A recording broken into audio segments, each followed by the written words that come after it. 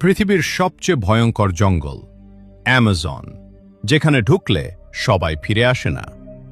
দক্ষিণ আমেরিকার গভীরে প্রবাহিত অ্যামাজন রিভার পৃথিবীর সবচেয়ে বড় ও জটিল নদী ব্যবস্থার একটি। এটি দৈর্ঘ্যে বিশ্বের অন্যতম দীর্ঘ নদী এবং পানির প্রবাহের দিক থেকে পৃথিবীতে সবচেয়ে শক্তিশালী। এই নদীর গভীরতা ও প্রস্থ জায়গা ভেদে এতটাই পরিবর্তিত যে এর পুরো গঠন এখনও সম্পূর্ণভাবে ম্যাপ করা সম্ভব হয়নি।